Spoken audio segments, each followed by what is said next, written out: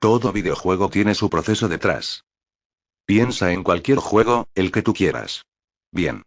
Pues, eso que tanto disfrutas, alguna vez solo fueron datos y código que aún no tenía vida. Es seguro que todo juego ha tenido cosas descartadas, algunas conocidas por la gran mayoría del público, y algunas otras que quizás, nunca se sabrá. Ya que los mismos creadores decidieron que era mejor que nadie supiera de tal cosa. Yo tengo un grupo de amigos.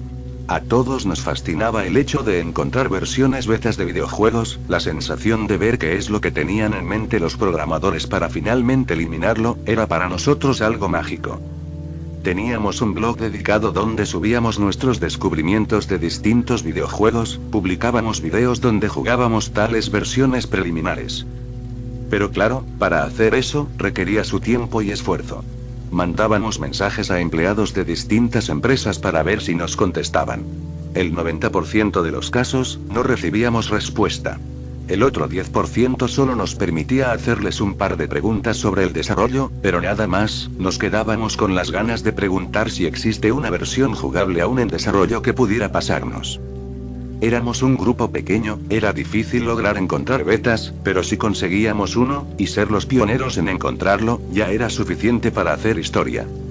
Un día, cuando estábamos reunidos en una plaza para comentar qué podríamos hacer, un miembro de nuestro grupo llegó con una copia de un videojuego del que nunca había oído hablar. Le preguntamos de dónde lo había sacado. Nos contó que él, desde hace mucho tiempo, era amigo de un empleado de una tienda de videojuegos. Al ser trabajador de allí, era normal que recibiera muchas copias antes de que salieran a la venta, ya saben, para sacarles fotos y hacerle publicidad. Le había informado a nuestro compañero que muy pronto, iban a hacer una gran limpieza de todo el depósito, todos los juegos viejos, que no parecieran que fueran a venderse, o de consolas que ya no estaban en el mercado por ser obsoletas, serían tirados a la basura. Ya que él estaba al tanto de nuestro pasatiempo de reunir versiones tempranas. Le comentó que si quería, haría lo posible para conseguir tantos juegos del depósito como pudiera, y se los pasaría entre varios días para que haga su búsqueda, y que pruebe suerte, a ver si algunos de esos sea una versión que no fue lanzada al público. Al terminar su explicación, como era de esperar, todos hablamos con emoción y exaltación. Le dijimos que era conveniente que le pasara los juegos un sábado, así nosotros estaríamos con tiempo libre para ir con él, y ayudarlo. Nos contestó que ya se nos había adelantado, el próximo domingo, la tienda ya habría sacado todos los juegos del depósito, por lo que, un día antes, iríamos todos a ayudar. Una vez organizado todo el tiempo necesario entre el grupo, cada uno fue a su casa. Casi no pude dormir por la emoción, si teníamos suerte, encontraríamos muchas cosas interesantes. Aunque también me daba un poco de sensación rara, porque, no era posible para nosotros recibir todos los juegos que iban a ser retirados, y que si la mayoría fueran versiones tempranas, querría decir que muchos se habrán perdido para siempre en la basura. Pasaron los días necesarios hasta el siguiente sábado, durante ese tiempo, nos dedicamos a ponernos de acuerdo de probar nuevamente los juegos que recibiéramos, para comenzar a comparar con la versión final. El cargamento era muy pesado, éramos 6, pero aún así fueron demasiados juegos. Nos despedimos del empleado, agradeciéndole profundamente por habernos regalado todo este botín que él mismo llamaba, cosas innecesarias para la tienda. Nos sentamos en el mismo parque donde nos reuníamos, y empezamos a ver entre las bolsas. Eran muchos juegos, de distintas sagas, para varias consolas. En total eran 72, después de varios minutos hablando, llegamos a la conclusión de que cada uno se llevaría 12 cajas. Me tocaron juegos muy distintos el uno del otro, pero por suerte, disponía de las consolas a las cuales pertenecían los juegos. Regresé a mi casa con la bolsa en mano, justo a tiempo para almorzar. Dejé la bolsa en mi habitación, y fui a comer tranquilo. Al terminar de cepillarme los dientes, recibí mensajes en el grupo que tenemos junto a mis amigos. Unos ya se habían puesto a probar los juegos. Nos mencionaron que es seguro que en la mayoría, si es que lo permiten, traen una partida ya guardada. Nos recomendaban que la borremos, ya que seguro era algo que dejaron los antiguos empleados que probaron el juego antes. Me senté en mi cama, para mirar detenidamente los juegos. Algunos venían con caja, otros que eran cartuchos o CDs, sin nada. En total, los juegos terminaron siendo 3 de Xbox, 3 de Super Nintendo, 4 de PlayStation 1, y 2 de Game Boy Advance. Fui por los de Game Boy primero, ya que yo había modificado mi Advance para poder conectarla a la computadora, y transmitir la pantallita de la consola a mi monitor. No sabía cuál elegir. Ambos estaban con su caja original. Eran un Super Mario Advance 4, y un Pokémon Zafiro. Algo que fue decisivo a cuál probar primero fue que el Pokémon contenía su manual, y el Mario no. Nunca he sido tan apegado a Pokémon, pero si me mantenía al día con los juegos. Recuerdo bien haber jugado Esmeralda en un emulador, y sabía que, tanto Zafiro, como Rubí, eran versiones alternas de Esmeralda. Por lo que se me prendió una pequeña chispa en mis ojos. Me acosté cómodamente en mi cama para leer el manual. A pesar de que estaba en inglés, podía entender un poco. Nada fuera de lo común. Pero algo sí me hizo abrir los ojos un poco por confusión. Había un apartado dedicado a hablar sobre una nueva tecnología enfocada en el sistema de día y noche. La nota que lo mencionaba decía: prueba el nuevo sistema de día y noche. Traído directamente de Oro y Plata. Y una imagen que venía consigo. Era el juego de noche, con las luces de los edificios encendidas. Qué extraño. Que yo recuerde, ningún juego de la tercera generación tuvo un sistema avanzado de horario como para poner todo de noche. Leer eso me emocionó un poco, hasta pensé lo mejor. ¿Habremos encontrado una versión temprana de Joen, donde aún tenían planeada el día y la noche? Algo curioso que encontré, fue que al final, en varias páginas, tenían unos textos en japonés, que se repetían por unas 20 hojas más del manual. No quise ilusionarme, pero podría creer que recibí hasta un manual que todavía no estaba terminado. Esto podría valer mucho, podría tener en mis manos una riqueza. Guardé cuidadosamente el manual en su caja, y saqué el cartucho de Zafiro.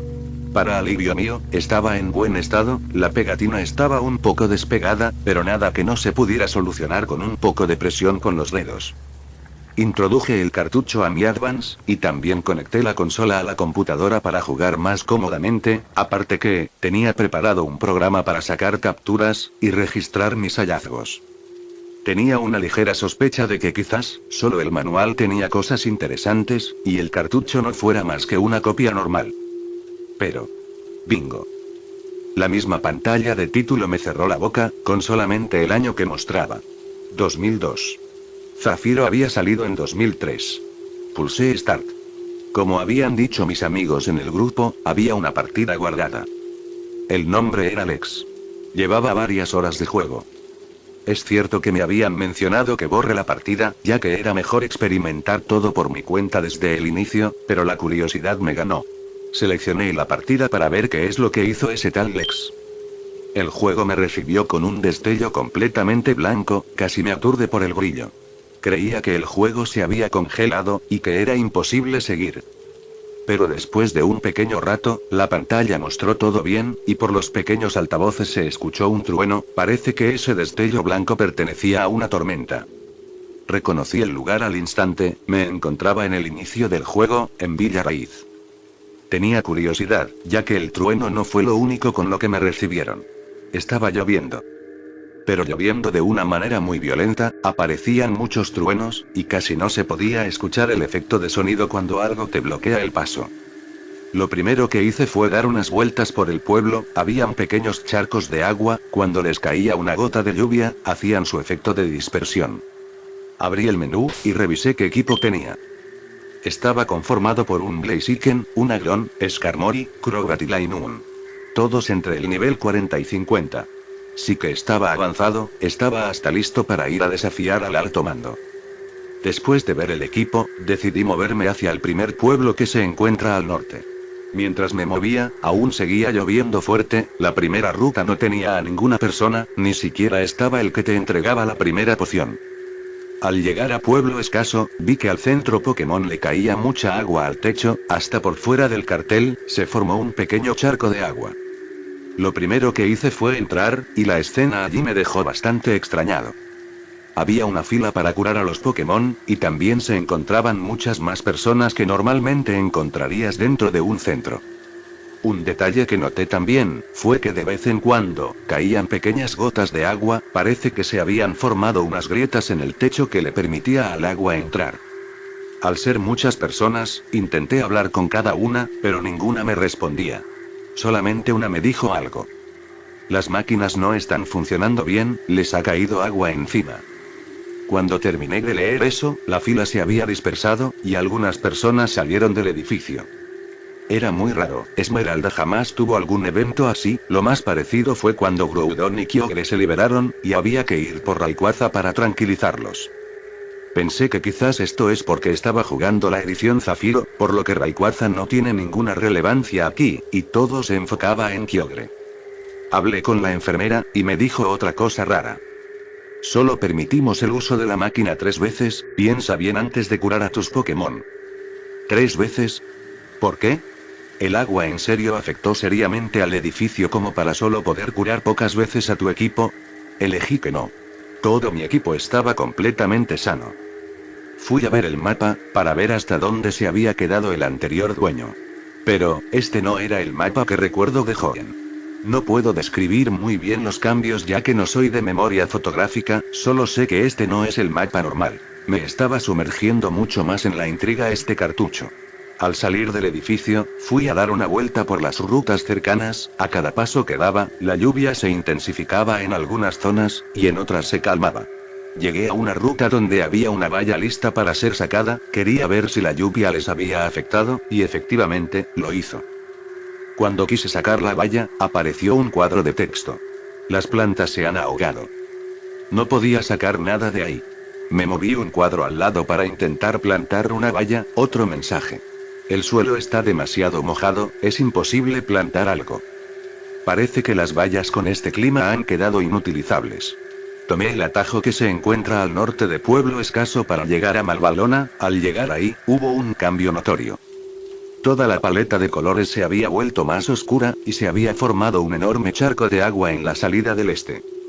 Entré a la tienda para comprar algunas cosas, ya que vi que tenía dinero de sobra. Al entrar, fue lo mismo que con el centro. Una fila, charcos pequeños de agua formados por gotas del techo, y ninguna persona me dirigía la palabra. Hice fila tranquilamente hasta que fue mi turno. Me sorprendió el precio de los objetos curativos.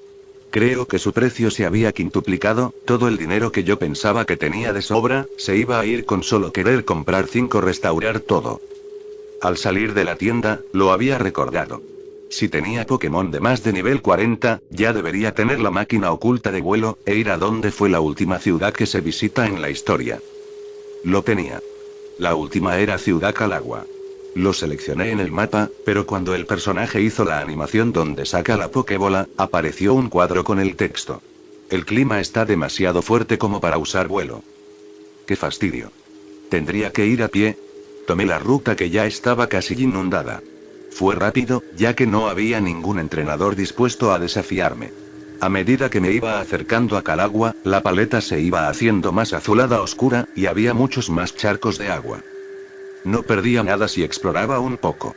Intenté subir al monte Pírico, pero ocurría algo. Al costado de la cima, se podía ver una cascada de agua, junto a pequeñas grietas que se veía entre toda la tierra, donde salía agua. Me era imposible seguir subiendo ya que una enorme capa de agua cubría las últimas escaleras. Antes de llegar, me crucé con un Zigzagoon. Era nivel 4, así que no sería tanto problema. Pero antes de sacar a mi Pokémon, salió un texto que decía: la lluvia está demasiado fuerte, acompañado de una animación de tormenta en todo el campo. Al sacar a Blaziken, le indiqué usar picotazo, pero antes de hacerlo, los PS de Zigzagoon disminuyeron en su totalidad, mostrando un mensaje. Zigzagoon se debilitó debido al ahogamiento. ¿Debilitado por ahogamiento? ¡Qué raro! Empecé a intentar sacar conclusiones, estaba lloviendo fuerte, ¿acaso el juego fue dejado justo en el momento donde el equipo Aqua libera a Kyogre? Me pareció un poco fuerte que pongan algo como ahogarse. Tal cual como le pasó al Zigzagoon, cada Pokémon que no fuera acuático, se debilitaba de la misma manera. Llegué a Ciudad Calagua. El agua que salía de las pequeñas grietas en las montañas era muchísima, y lo que se formaba en el suelo ya podría considerarse lagunas, y no charcos. Cuando quise ir a los bordes de la ciudad para entrar a la guarida del equipo Aqua, un enorme borde de agua me recibió. La marea estaba subiendo muy rápido, ya se había tragado gran parte de la orilla de la ciudad. Pareciera que solo faltaran unas horas para que el agua hundiera a toda la ciudad. Una cosa que noté, fue que en los costados de las mareas, habían personas moviéndose de un lado a otro, con desesperación para salir del agua. No podía hacer nada, cuando quise interactuar con ellos, no me respondían. Probé suerte entrando a las casas y hablando con las personas. Solo una me contestó, diciéndome que estaba aterrado por lo que podría ocurrir. ¿Qué pudiera ocurrir? ¿Acaso ya no había vuelta atrás? ¿A qué se refería? Quise seguir con lo que se hacía en Esmeralda, tomé la ruta en dirección para Arrecípolis. Pero recordé que necesitaba buceo para entrar. Debía ir a Ciudad Algaria para conseguir el movimiento. Pero todavía no tenía ningún Pokémon que pudiera aprenderlo. No era difícil sacar solución. Con tanta agua, es seguro que me saldría alguno que podría aprenderlo. Efectivamente pasó. Logré capturar un Tentacool que me serviría después. Llegué a Algaria. Como me esperaba, también se lo estaba tragando el mar. Fui a la casa de Máximo. Él no me recibió. Solo estaba la máquina oculta en la mesa. Al agarrarlo, se lo enseñé de una vez al Tentacool, y partía a Arrecípolis. Al llegar, e ir a tierra firme, pude ver cómo el agua ya había hundido por completo al gimnasio. Entré a la cueva ancestral, para ver qué podría pasar. Bajé hasta lo más profundo, y lo que encontré ahí, ya me había dejado atento a lo que sea que pudiera pasar después. Era Aquiles, pero estaba en el centro de la cueva, con la cabeza debajo del agua. Al querer acercarme a ver, Magno también se encontraba allí. Solo lo observaba. Hablé con él para ver qué pasaba, y soltó un texto que decía: «Como fuiste tan tonto, ahora todo se ha perdido». Después de eso, ya no me contestaba. No había nada más que pudiera hacer allí. En camino a la salida, me crucé con Blasco. Me había olvidado por completo de él, y de otros personajes importantes para la historia. Al estar enfrente mío, me dijo: «Por favor, ayúdame a salvar al mundo, te lo suplico». ¿Qué? ¿Salvar el mundo? Al cerrar el cuadro, Blasco simplemente se fue. No sabía a dónde debía ir. Por sentido común, deduje que tenía que ir a donde Kyogre había sido despertado, ya que no se encontraba en Arrecípolis. Como no recordaba dónde se encontraba, estuve mucho rato buscando por las aguas y las profundidades. Logré encontrar la cueva subterránea. Y entré. Una vez dentro, puedo asegurar que pareciera como si toda la cueva estuviera a punto de derrumbarse por la presión del agua en el exterior, ya que había temblor. No fuerte, pero constante. No había ningún puzzle con las piedras donde hay que usar fuerza, en su lugar, solo habían puros entrenadores tirados en el suelo, algunos con una pequeña animación que parecía que tuvieran espasmos. Junto a esto, también había pokébolas en el suelo, que no respondían si intentaba interactuar. Me adentré más profundo en la cueva. Al llegar al último cuarto, Blasco estaba al frente de Kyogre, esperándome. Antes de lo que sea que pudiera ocurrir, organicé todo mi equipo, y me coloqué al centro. Kyogre se despertó, lanzando un rugido, y comenzó la secuencia de pelea. Era un combate doble, Blasco y yo, contra Kyogre. Al principio, pensé que era una ventaja muy grande para nosotros ser 2 contra 1, pero al ver el nivel de Kyogre, era seguro que iba a ser muy duro vencerlo. Era nivel 90. A pesar de tener casi un equipo completo, y Blasco tener su equipo a un nivel similar al mío, lo único que hicimos fue alargar lo que iba a ocurrir. Cuando todos nuestros Pokémon fueron debilitados, no me desmayé, ni nada. En su lugar, Blasco y yo nos colocamos en el lugar de nuestro equipo, y aparecieron las opciones de batalla. Si intentaba seleccionar huir, o ver los Pokémon, solo salía un mensaje de que no estaba disponible. No me quedaba otra opción, elegí el movimiento placaje, pero ninguno de los dos pudo atacar, ya que Kyogre usó Surf primero. Ambos caímos debilitados. Luego de eso, apareció un mensaje de: «Ya no hay nada que hacer». Y la música paró. Se quedó todo en silencio por un rato. La pantalla empezó a temblar, y se vio como rocas comenzaron a caer en toda la pantalla, cubriendo hasta la interfaz de pelea. Cayeron muchas hasta el punto que la pantalla quedó en negro. Y así se mantuvo. Completamente oscuro por un largo rato. Por un momento creí que el juego se quedó congelado. Miré por detrás de la consola para intentar ver qué ocurría. Cuando tenía la mano lista para acomodar el cartucho, una pantalla en azul apareció. Me quedé unos momentos mirando la pantalla. No había nada, pero algo apareció en la parte de arriba. Gotas de lluvia. Al ver eso, sabía que no era solo una pantalla congelada. Oprimí la cruceta en todas direcciones para ver si había un efecto, y por fortuna, lo había. Logré ver lo que parecía ser un arbusto saliendo del agua. Oprimí el botón B, y me di cuenta de que servía para mirar más de lejos la zona donde me encontraba. Al alejar más la cámara, me percaté de inmediato que era. Era toda Villa Raíz, pero completamente inundada, los techos de las casas apenas salían del agua, puertas y carteles flotando. Los arbustos de antes, no eran arbustos, sino el punto más alto de los árboles. Después de ver cómo la lluvia seguía cayendo sobre lo que alguna vez fue el inicio de una aventura, solo decidí apagar la consola, ya que no podía hacer nada más que solo mover la cámara o hacer zoom. Me senté en mi cama, pensando un buen rato. ¿Esto era algo que está en el juego oficial de Zafiro? ¿En serio Nintendo tuvo planeado poder sacar un final malo en una generación? Estuve un buen rato meditando con lo que ocurrió, pero para contestar mis preguntas, me descargué una ROM de Zafiro y lo completé en poco tiempo, ya que utilicé trucos para avanzar más rápido. Nada. No había rastro de lo que había visto. Después de eso, inmediatamente mandé mensajes a mi grupo de compañeros para mencionarles todo lo que ocurrió. Para comprobar lo que decía, envié las capturas que saqué con mi computadora. Solo uno me contestó. Me había dicho que si llega a ser verídico, puede ser algo muy grande para el mundo de los prototipos. Y que estaba saliendo de su casa para venir a la mía, y comprobarlo con sus propios ojos. Al llegar, desconecté mi Game Boy de la PC, y se la entregué, mientras le iba mostrando más capturas que tenía guardados. Cuando quiso encender la consola, apareció la misma pantalla de color azul. Sabía de qué se trataba, así que le dije que solo use la cruceta para moverse por el mapa. Oprimió todos los botones, nada. Quizás solo el cartucho se desacomodó al desconectarlo, así que mi amigo lo sacó, y por mera curiosidad, miró la placa del interior.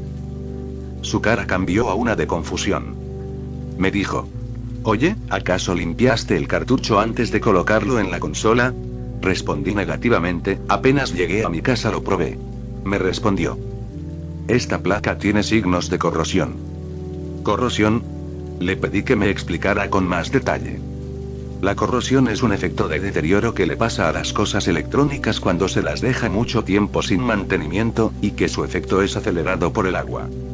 La misma placa del cartucho tenía varias partes con mucha corrosión, que haría imposible que la consola pudiera leerlo. Le exclamé que no había manera de que eso pasara, ya que hasta hace unas horas había terminado de usarlo y funcionaba correctamente. Me dijo que, aunque tenía sus dudas, si creía en todo lo que conté. Me preguntó si tenía alguna otra prueba más allá de las capturas. Por suerte, el manual seguía en la caja. Le enseñé la parte interesante que mencionaba el día y la noche, junto a las letras en japonés. Al terminar de leerlo, soltó un gesto de duda. «¿De dónde habrá salido esto?», comentó. Yo me hice la misma pregunta. Al terminar de leer, me dijo que mejor publique esto como un borrador en cualquier otro lado, y no en el blog. Ya que no hay alguna prueba fuerte, hasta que no se vea la manera de arreglar la corrosión, y mostrar videos del juego. Comentó que intentará hablar con conocidos para ver cómo arreglar un cartucho viejo ya consumido por el tiempo. Después de eso, se fue a su casa. Me senté en mi silla de la computadora. Solo miraba el juego sobre la mesa. ¿Cómo pude jugarlo yo tranquilamente? ¿En serio habrá alguna solución, y tendré la oportunidad de mostrar videos al mundo? No lo sé. Mientras pensaba en eso, ya eran más de las 9 de la noche. Mis padres habían regresado de una reunión, yendo a preparar la cena. Cuando me hablaron para ir a la mesa, agarré el cartucho, lo puse en una pequeña caja de plástico, procurando que no se dañe más de lo que ya podría estar, y lo dejé en un estante. Hasta ahora, estoy convencido de que esto fue algo muy loco para un juego como Pokémon. Pero, como sea, al menos por ahora, solo yo fui testigo de cómo un mundo dentro de unos pequeños bits fue condenado al ahogo eterno.